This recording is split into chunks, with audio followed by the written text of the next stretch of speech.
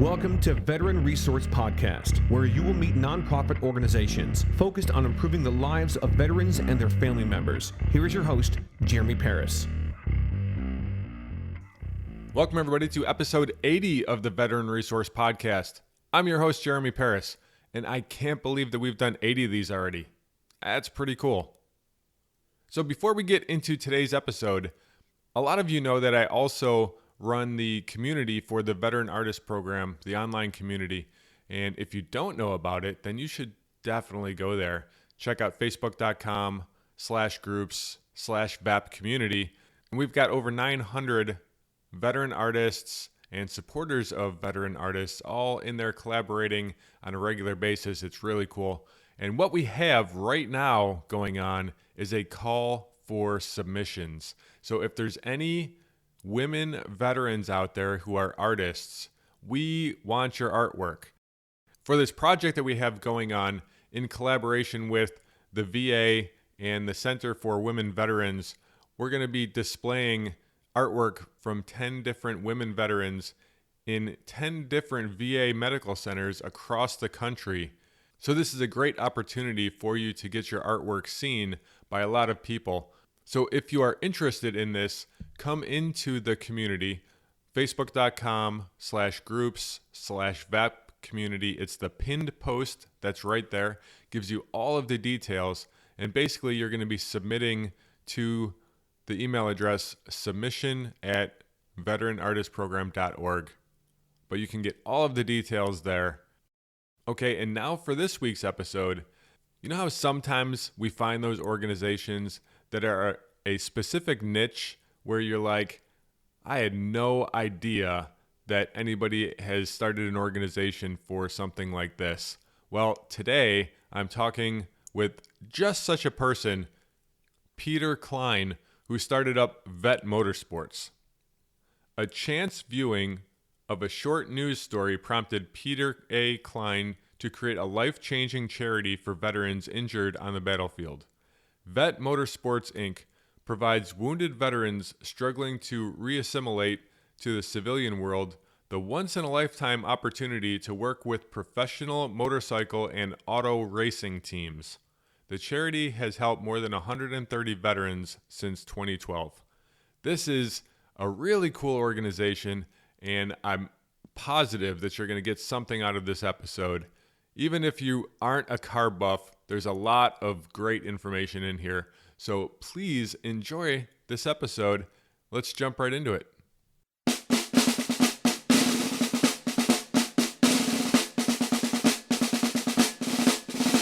Peter, welcome to the Veteran Resource Podcast. How you doing today? I'm doing great. Thanks for having me. This is really an honor. Greatly appreciated. Well, I'm definitely happy to have you on. This is one of those organizations, the very niche organizations that I come across that I'm like, wow, somebody's actually created something like this. And so I can't wait to find out more about VETMotorsports.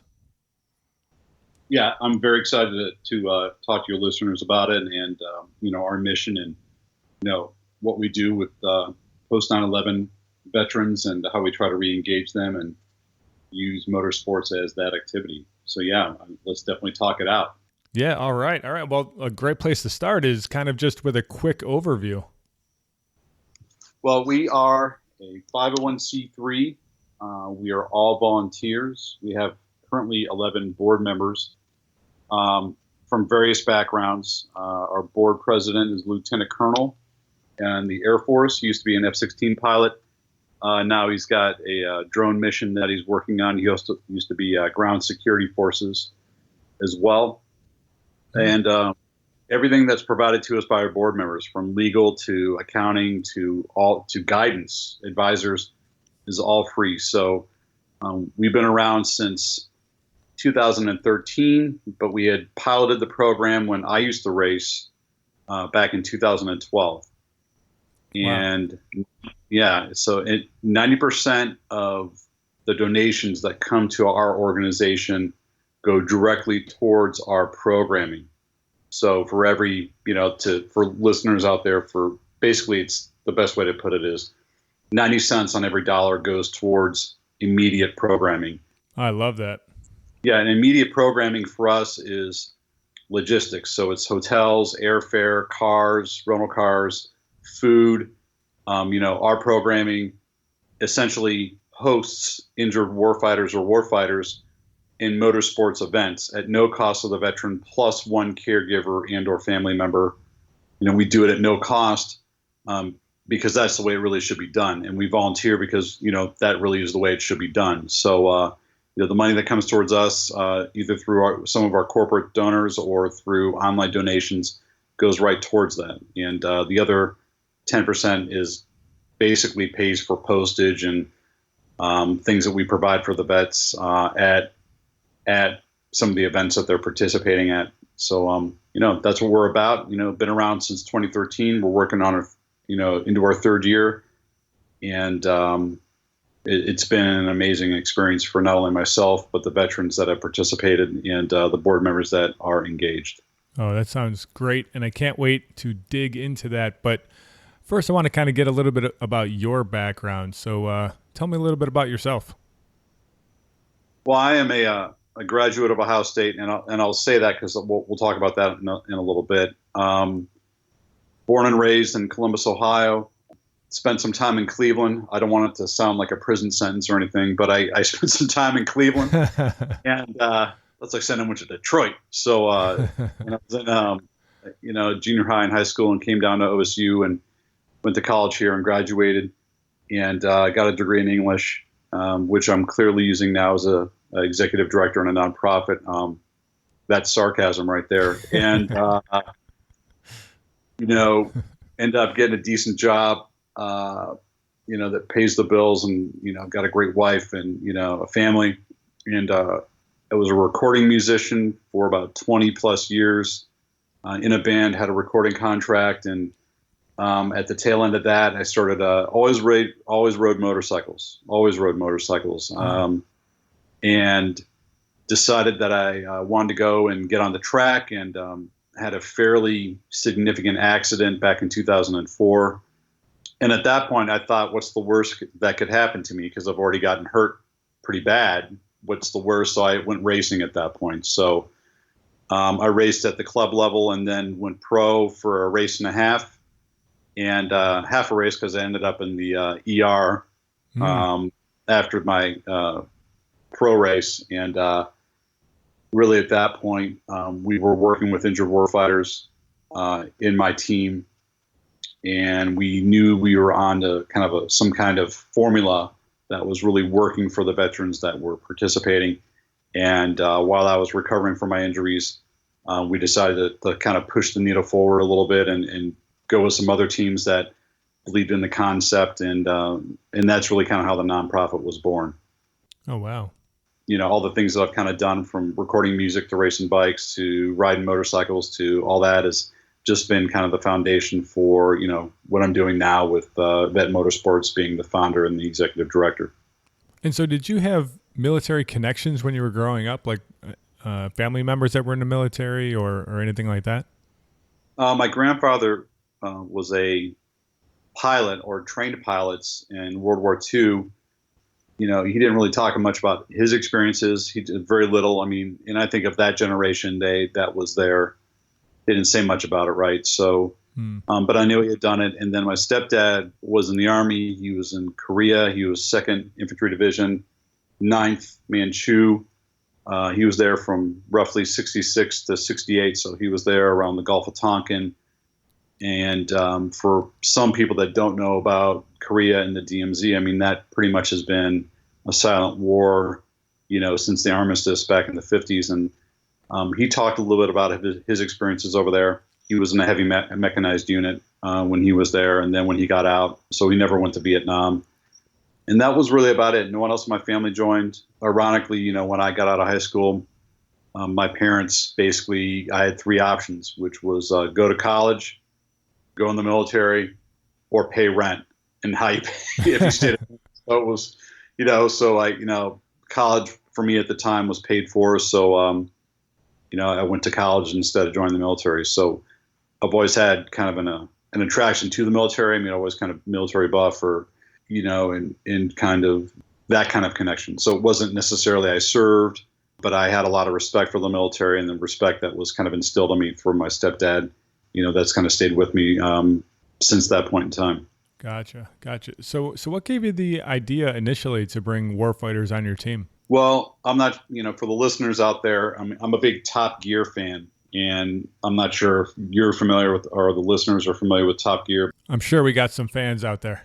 I'm hoping, right? So I don't want to go into the minutia of it too much, but Top Gear UK is a BBC produced show really about cars and motorcycles and culture. And they had a short thing. They do like these mini short segments throughout the show on veterans that had suffered some fairly traumatic injuries that were trying to qualify for an off-road race.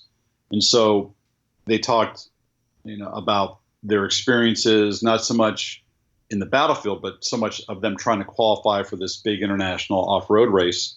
And at that time, I was moving up to get my pro license, and I had wanted to do it for about a year, and we had finally gotten some sponsorship money.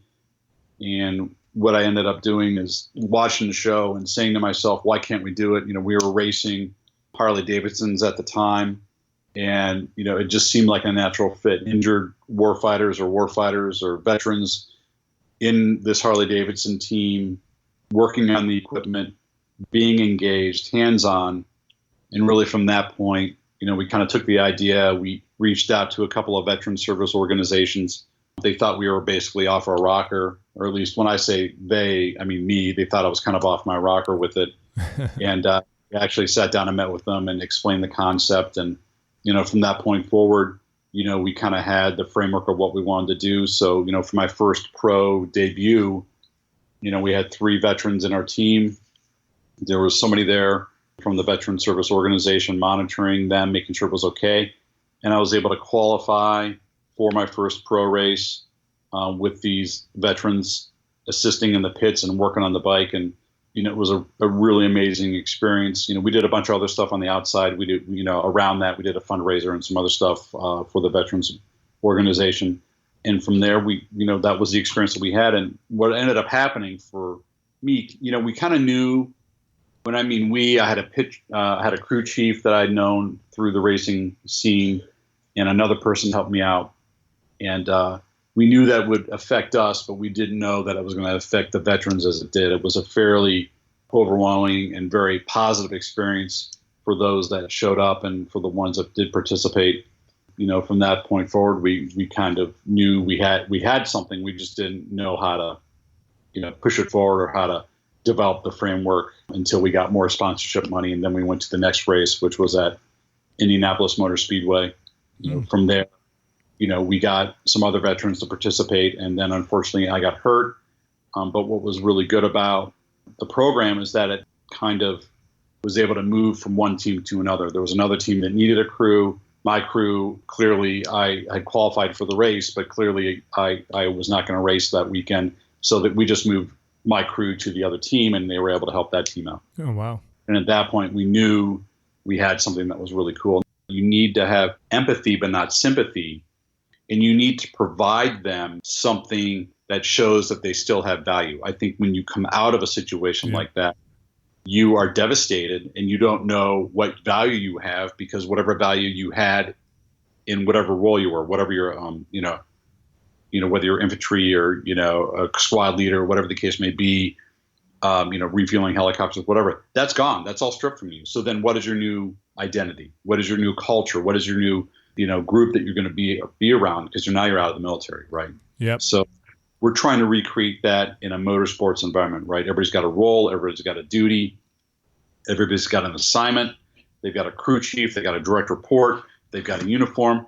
They're parallel, right? Yeah, that's pretty amazing when you think of it that way, how similar they are. They are extremely similar, right? So, you can come back to me as maybe that somebody didn't race, or a civilian that says, well, I just don't get it. I mean, but if you think about it in this way, there's people putting their lives in your hand. So if I have somebody racing a vehicle, and that vehicle is going 140, 130, 170, 180 miles an hour, and they're relying upon you to get the job done right, that really is no different than somebody working with a squad or with a team, and you're all relying upon each other to get the job done and to come out of it unscathed. Right? Absolutely. Yeah. And everybody has a responsibility to each other to make sure it doesn't go pear-shaped or sideways. And so that is really what it's about. Now, granted, in our environment, the racing environment, no one's shooting at you, right? No one's trying to blow you up. Right. I mean, there's certain things that are not there, right? Which is good. But the adrenaline's there. Your adrenaline's getting jacked up. There's times of where there's not a lot going on, and there's times when it's just crazy and you're trying to get a bunch of stuff ready on the vehicle or whatever the case may be. So yeah, the parallels between service and racing, it's all there. You just got to think about it in that concept, right? Does that make sense? Absolutely does. Absolutely does. Peter, I'm curious with the organization, because you mentioned bringing on the injured warfighters. Is this strictly for injured vets, or is this for all vets? Well, it's for post 9/11 veterans with a service-connected injury. Gotcha. This is a really good question, and I think this is a very important issue to talk about, at least for us as a nonprofit. So when we did our research and when we did our bylaws, and those are and for all the listeners out there, those are the things, the bylaws and the rules that govern the organization. That's the framework who you're going to service, the population that you're going to be with. And it's different for every organization. But for us, we did post 9/11 with a service-connected injury, so that you could be a veteran that has a combat action ribbon with a service-connected injury. You could have, with a VA rating, and you can certainly come to us and say, hey, I'm interested in participating. The word that a Marine staff sergeant, came to me one time and asked me, is you don't cherry pick the injuries, meaning some people for PR will pick the most severely wounded veteran and put them in front of a camera, right? But that's not what we do. I mean, one of the things that we do is it's a hands-on program. And I've got to emphasize that. The one thing that I did not want the program to be was this pat on the butt, thank you for your service, stand in front of the car, stand with a bunch of umbrella girls or whatever the case may be, feel good about yourself, and then send you on your way. We wanted something that was actually physically engaged.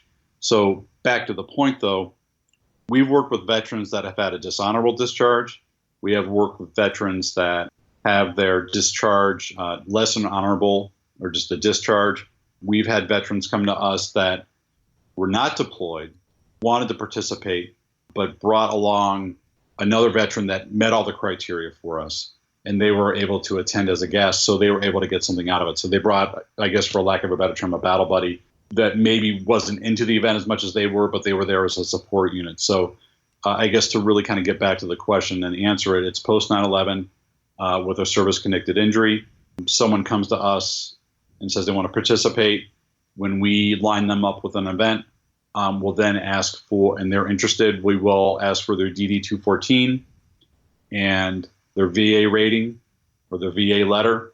And I'm not so much worried as a nonprofit about their claim or the percentage from the VA. It's more of quantifier, right? It's allowing us to make sure that they have been seen by the VA, they have an injury that is on file. And then the DD-214 is, again, to back check their service history, right? And we work with any of the veterans that come to us, and whether it's their caregiver or them directly, and if there's any questions about if they qualify, we talk to them directly about it and try to work it through. I mean, we've had some veterans that come to us that haven't qualified, but we always give that option open.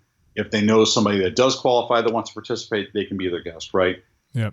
If their VA claim has not been processed, if they're appealing their VA claim, and they can provide paperwork proving as such to us, whether it's an email exchange or letter with the VA, and we can back check that, which we normally do, then by all means they can participate, right? So I guess the underlying theme that I want to kind of put here as well is, if the veteran's in need and they can come to us with the supporting documentation, we're not going to deny somebody the opportunity, right? We want to make sure that even though the VA may, and I'm not slagging on the VA here, but if the VA's claim is pending or they're not quite, they're waiting to sort that out, or if they got a dishonorable, but it's up for a reassessment, and they have somebody within the Marine Corps or the Army or the Navy that can vouch for that and go to bat for them, but by all means, we're gonna make every effort to get them engaged into a program. Excellent.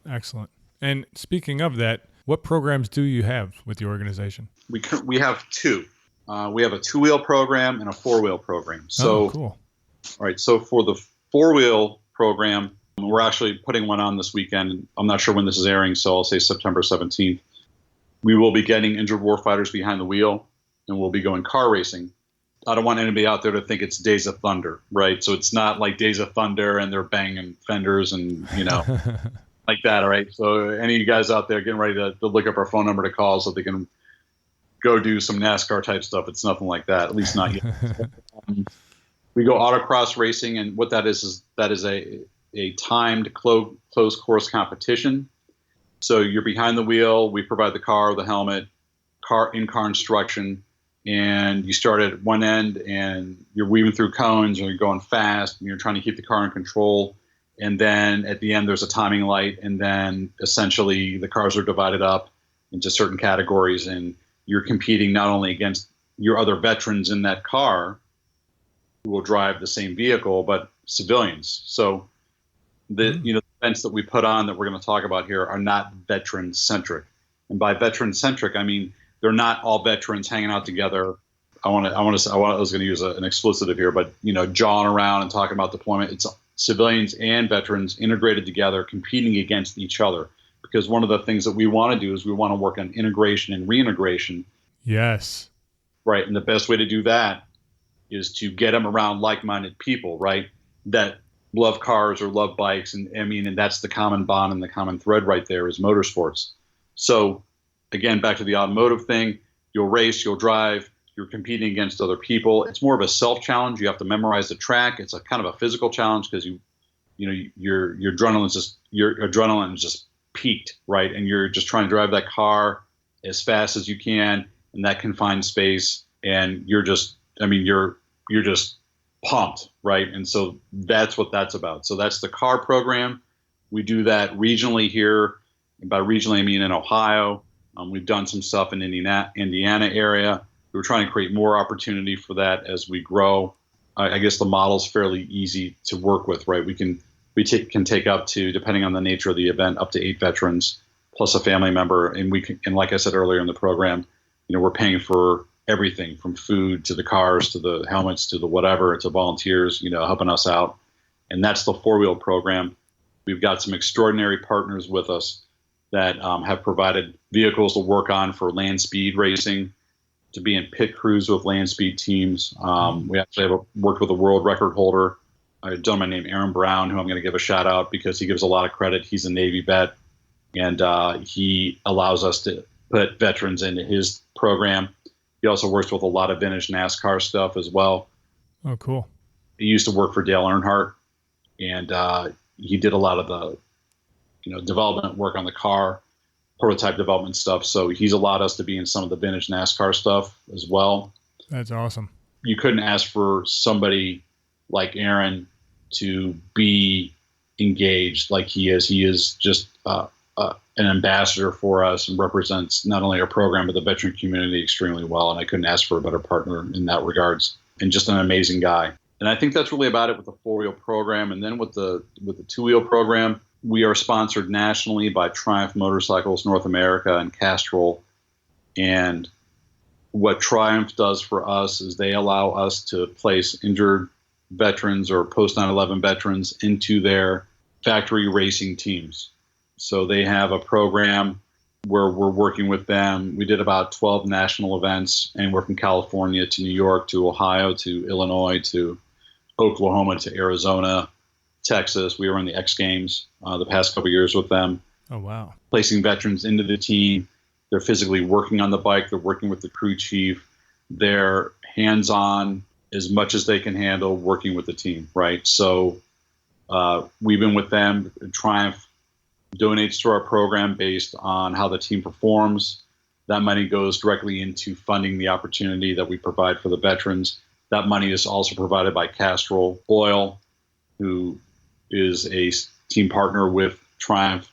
So this past year we worked with them in flat track. And for those listening that may not know what flat track is, flat track's kind of like outlaw racing, car outlaw racing on the dirt. It's just a dirt oval. The motorcycles are going 140 miles an hour and they have one rear brake. Oh, wow. And they're throwing it sideways. We have content up by the way, shameless plug on our webpage at VETMotorsports.org. We've got some video content up of what that looks like. And then we're also working with some road race teams, Moto America, which is the national road race series here, either with Triumph teams or privateer teams being those that don't have factory support. We've got some great relationships with some privateer teams. This year we worked with a Marine who owns his own team and races with his BMW dealerships as a sponsor, Bob's BMW. And Jeremy is a Marine, and he really understands our program, and he's helped us out this year. And we worked with Lattice Motors Racing, and they actually hired a veteran from us the previous year and gave him a job opportunity, which he's had for about 2 years now.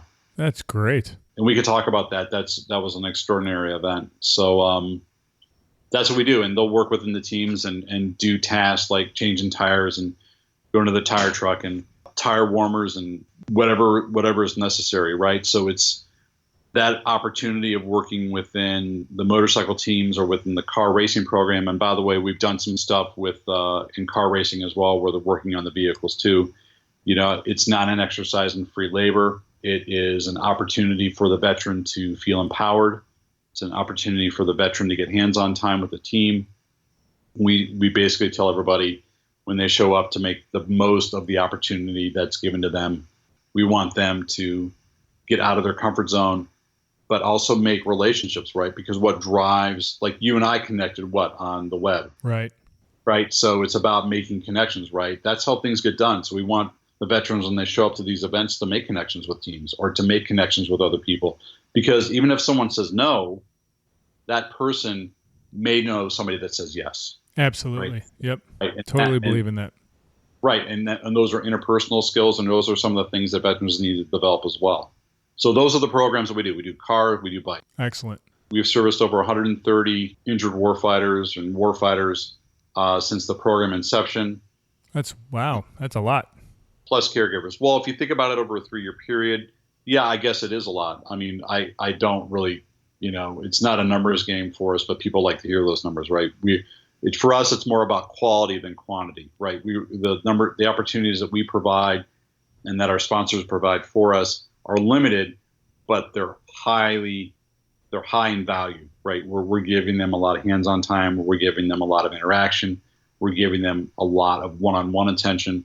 And, you can't replicate that with larger groups of people. So it's a pretty, like we said earlier, it's kind of a niche-y thing, but it works real well. Peter, you mentioned about the video on the website, and I have no trouble at all plugging VETMotorsports.org. But you mentioned the video, and I was watching one of the videos, the documentary.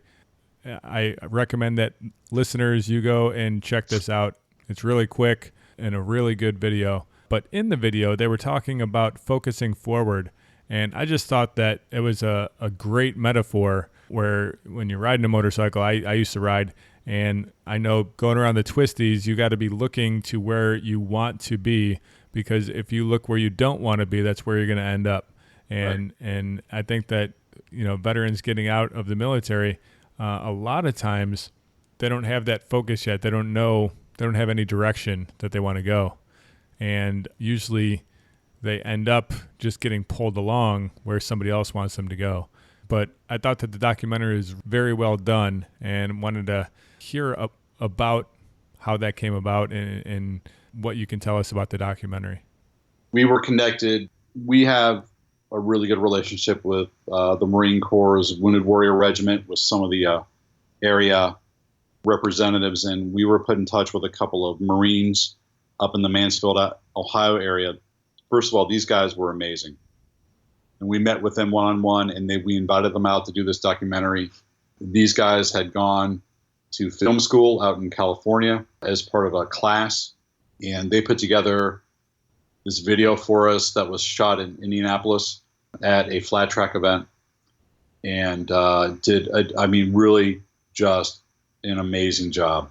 It really blew me away. One of the main guys was a machine gunner, right? And now he's operating on a camera, right? And he's putting this stuff together, and it was really, it just was incredible, right? And that was a really good example of how he was forming himself into something else that he used to be, right? He used to be, machine gunner in a squad, and now he was, shooting film and editing film, right? Right. And so he was taking that step to try to transform himself and taking a risk. One of the things that we don't talk about at these events is service history.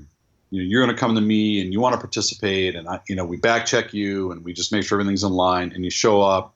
I mean, so for me as an executive director and as the founder, I couldn't give a about your service history, right? Yeah. I don't care. It's not a disrespect. I don't care. And it's not, I don't care because I don't care. It's just that it's none of my business. I don't care, right? I'm not going to ask you about the things you did. That's none of my business. Now, what I do care about is where you're at mentally right now when you show up, how the event's going to help you, if it's going to help you, and how can you use that event, whether it's 2 or 4 wheel, racing or driving or whatever the case may be, and propel you forward. How can you use that as a catalyst for progressing yourself to a different level? Now, understanding that it might not be in racing.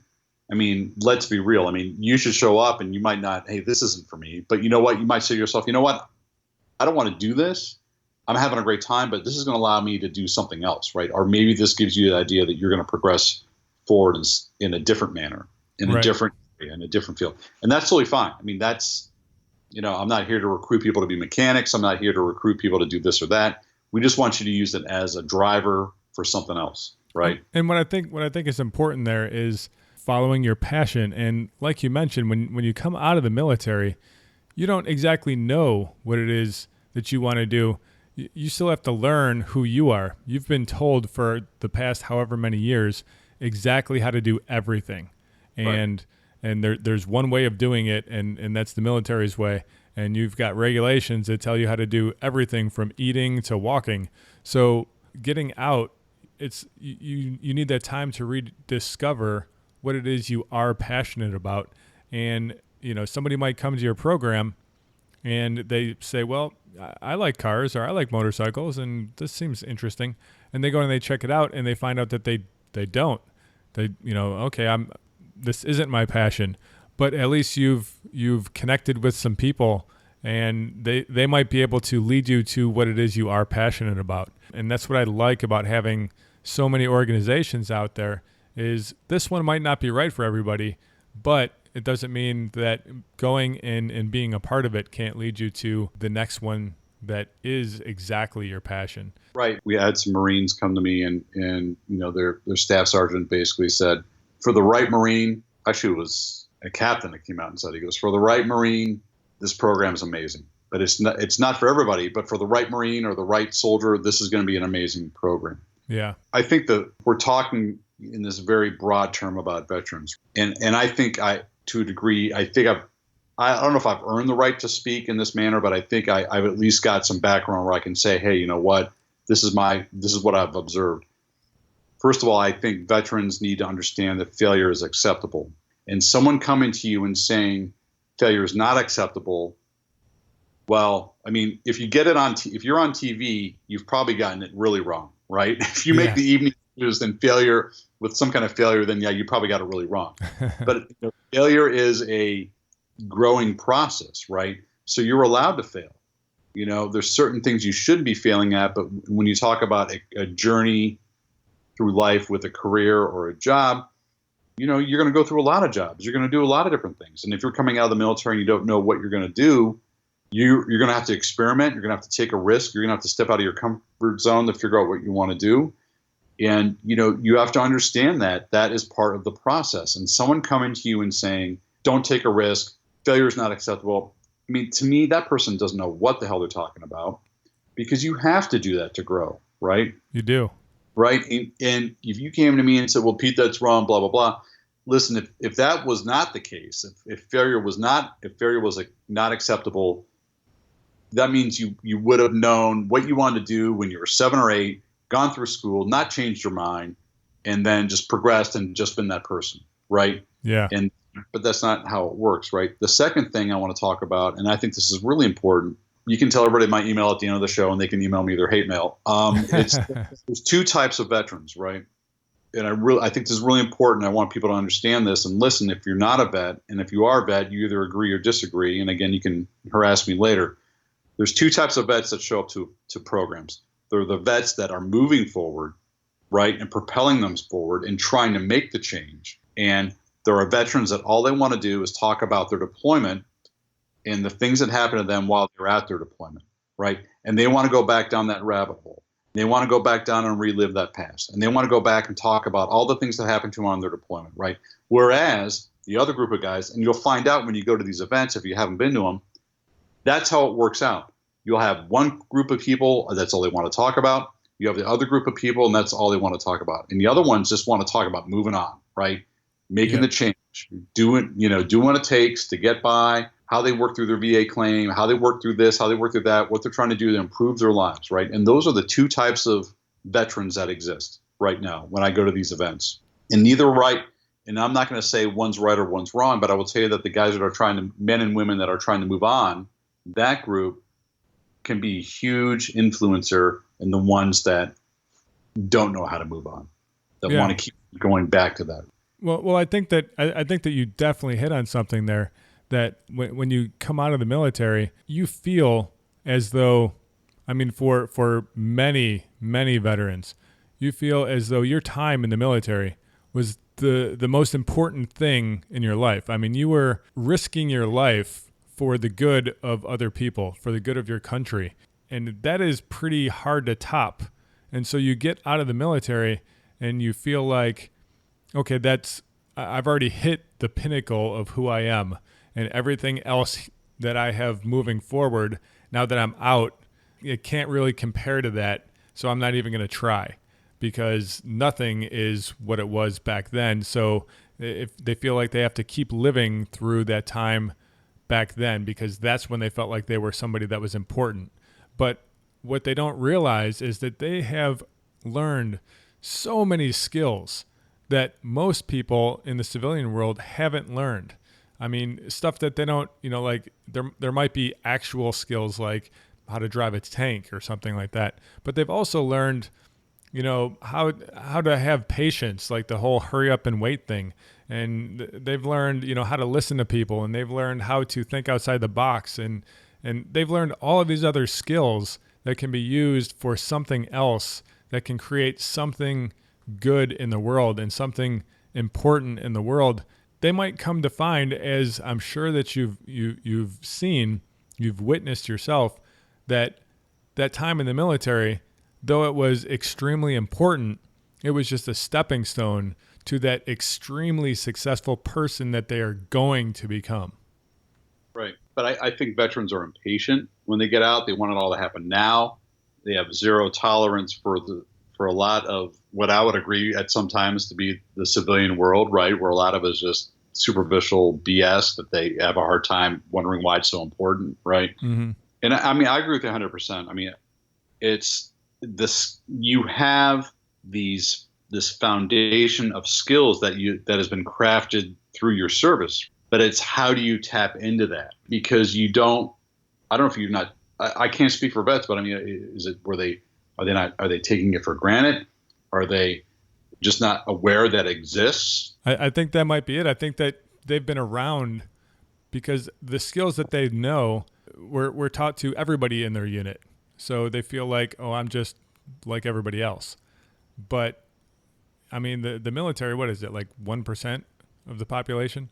So mm-hmm. Those skills that they learned while they saw everybody having those skills around them before, they might think in their head that everybody outside of the military has those skills as well. They don't realize the wealth that they have inside them. Yeah, I think it's a potential thing. I was with a couple of Army guys about a month ago when we put them in behind the wheel at this event, and these guys, I very rarely will speak ill of any vet that works with us, and these two guys were amazing. And one of the things that the vet said to me was, I was just a specialist, but he had a role to play, right? And that mentality that I was just this really doesn't jive with me, because you are so much more than just that, right? and the amount of potential that he has now.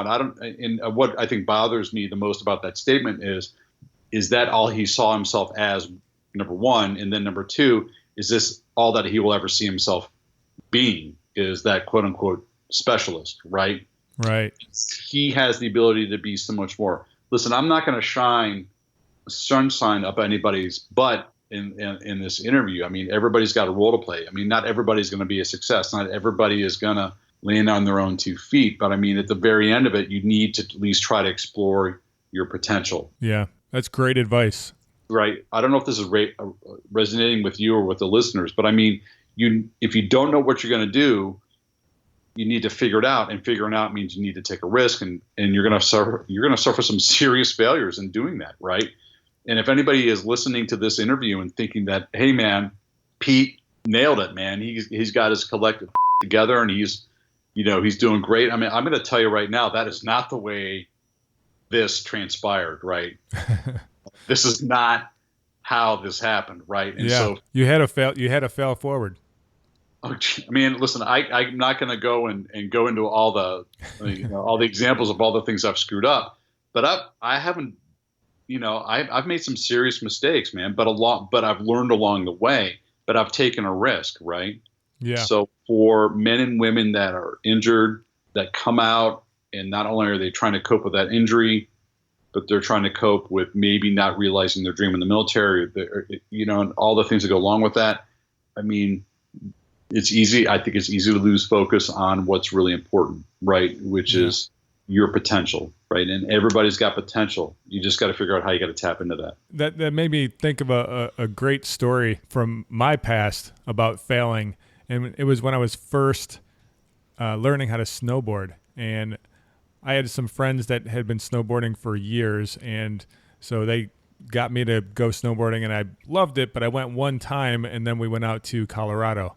So we're at Breckenridge, and I had only gone once. I know nothing about snowboarding. And so I said, I'm going to go take a lesson. And so I went and took a lesson from this guy. And the guy shows up for the lesson, and he has the helmet on. He's got pads on his hands, his knees. He's got crash pants on. He's got like all of this gear. And I'm like, that's a lot of gear. Like, are you good? And he's like, he starts laughing at me, and he said, listen, I've been snowboarding for like 12 years, I think it was. And, he's telling me about all of these things that he's done in snowboarding, and he's like a snowboarding god. He like does X Games type stuff.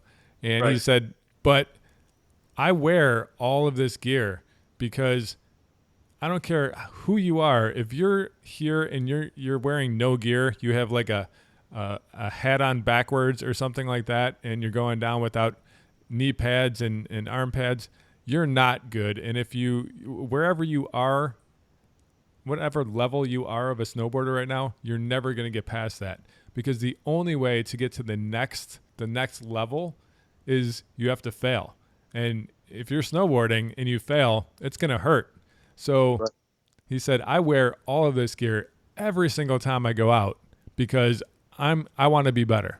And I think that's a great example of knowing that you have to fail to succeed.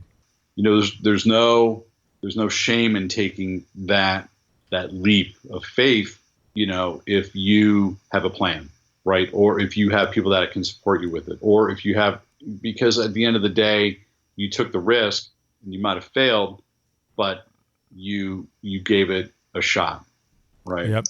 So again, I don't know if this is, resonating with anybody that's listening. Yeah, I have a feeling it is. Haters are going to hate, right? You're going to fail and they're going to say, I told you so. But, those are the people that aren't doing anything. You got to go out and you got to live your life to the best of your ability. And you got to take a risk.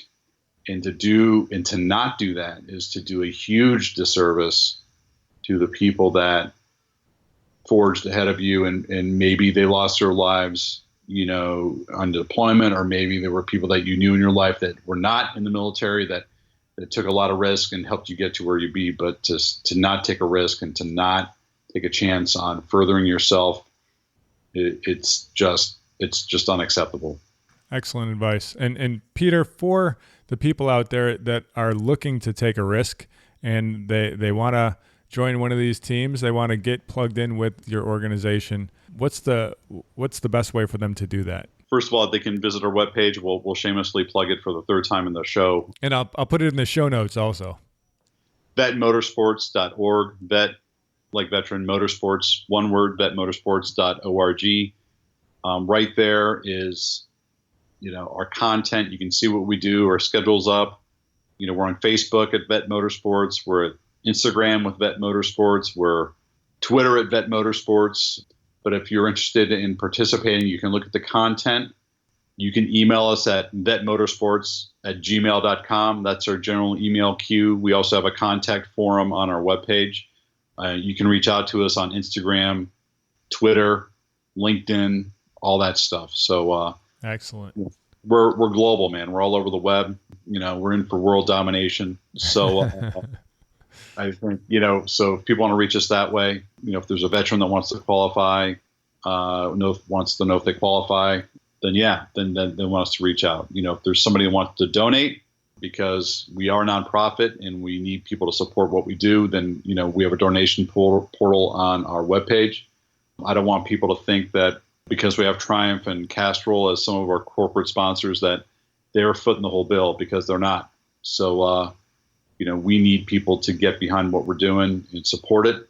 It's all tax deductible. So, and we are changing lives. We did a direct hire a year and a half ago with a team. It has transformed his life in an amazing way.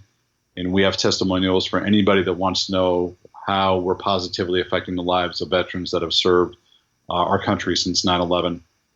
We can provide all that information, and our testimonials are up on our webpage as well. Yeah, and I highly recommend you go and check some of those out, listeners. Go to vetmotorsports.org, click on the testimonials, and really, really good stuff. Yeah, it's amazing, and we're all, like I said, we're always looking for participants, and we're always looking for people that want to be engaged in some capacity, either through donations or volunteering their time, and whatever the case may be. So. Awesome. Well, Peter, I think we're ready for the final three. So we'll start with question number 1. Who would you like to hear on a future episode of the Veteran Resource Podcast? I'd like to hear from the guys that were in the documentary, The Korangal. I'd like to hear from some of those guys that were interviewed during that documentary and hear how they're doing and, where their head's at now, X number of years out from that. I think those would be some interesting interviews, right? Yeah. So, I'll see if I can make that happen. That would be great. Yeah. I'd like to hear from them and see, how they're getting on right after all that time over there. Excellent. Okay. Moving on to question number 2. What upcoming project has you fired up right now? Well, I'm going to tell you, so there are a couple things that are going on that we're super stoked about. The first project that we have going on, we were just asked to help find some veterans to participate in the Baja 1000, which is a off-road race in Baja, California. We were reached out to us, was a nonprofit called Warfighter Made. I'm not sure if they've been on the show, but they should be on the show. Oh, I'll have to look them up. But an amazing nonprofit. Rob out in California is a Marine. He has serviced a lot of veterans. He works with a lot of veterans that have suffered traumatic injury from deployment. And he came out to us and said, I want you to recruit some veterans to participate in this. We're going to get with an organization called Mag 7. They're going to pick up the vets from the airport. They're going to take them down to Baja, California. They're going to put them into these teams as pit crew. And then they're going to bring them back and put them back on the plane. And so this thing that we've got going on, this collaboration between Warfighter Made and Mag 7 and ourselves and VETMotorsports, is an amazing project. And I'll be straight up, I could not have done it without Rob's passion and Mag 7 allowing them to do this. And that is one thing right now that I am super stoked about. The other thing, which is going to happen in November, and the other project is we have our last race with Triumph for this year on Sunday, the 25th of September. in Santa Rosa, California, and I'm flying out for that. Oh, cool. And I'll be managing the vets out there and kind of hands-on time in that project. Although it's winding down for the year, I'm pretty excited about going out to California. Yeah, love it out there. Oh yeah, it's in Sonoma Valley, and it's going to be very cool. So I'm very excited about that. But those are the two projects right now that are confirmed that we're working on. Excellent. If you woke up tomorrow and you found out that somebody made an anonymous donation of $10 million to your organization, what would you do with it? That's a tough one. So I think really, obviously, we would want to make sure that we had a budgetary plan to make a long-term sustainable vision for what we're doing, right? And so I think the money would go towards that. I think we would really consider look at maybe some kind of scholarship or endowment. I think because I think those are the kind of things that have a long-term positive effect. I think programming is one thing, but if you can make a difference in somebody's life with a grant or an endowment or something of that nature, that would be great. So yeah, I think shoring up our finances and having some long-term goals and budgetary amounts, and then working on some kind of endowment or scholarship fund, I think would be great. That sounds great. So if any of the listeners out there have $10 million laying around looking for something to do with it, you just heard what Pete can do with it. For that person, or for anybody with maybe less than $10 million, right, still get over to the website and donate. They are doing some great stuff over at VETMotorsports and helping to get vets plugged in. Go there, be part of the team, and get plugged in with the organization. We really want people to be engaged. I mean, if Jay Leno's listening, Jay, we know you love cars, man, but we could use some help here. So, I mean, I'm very excited about, the people that work with our organization, our board, our current donors, our veterans that have worked with us. I mean, it really has been an amazing experience, and to be quite transparent, it's been an extremely life-changing and transformational experience for myself, because it's really kind of given me some purpose too, right? And I think that's really kind of what we're about as an organization, and it's what I think veterans want, whether it's not in motorsports or something else, right? And for the listeners out there too, just to let you know, even though we touched upon Ohio State earlier, we just won the 2016 Ohio State Alumni Award for Citizenship. Oh, wow. Congratulations. Thanks. It's a huge award. It's to me, but honestly, I couldn't do it without the veterans participating, the board, all the veteran service organizations that work with us, and this is our third award in 3 years related to the program, national award. And so, wow. I think we're on track with something right now, and I think we're making a difference in the lives. I know we're making a difference in the lives of people that participate. We just want people to join in and either participate or help or donate, and anything that people can do for us, that'd be greatly appreciated. Awesome. Well, thank you so much, Peter, for being on the show. I've learned a ton about VETMotorsports, and I'm really curious to see where this goes in the future. I want to see a lot more interaction, and I can't wait to hear more stories coming out of this. Yeah, I mean, you're always welcome to have us back on. I got a lot of stories I could tell, but excellent. Yeah, so no, I really appreciate the opportunity. I appreciate the listeners sticking around. Please reach out if you need our services to anybody listening, and we look forward to talking to you soon. All right, thanks so much. Thank you.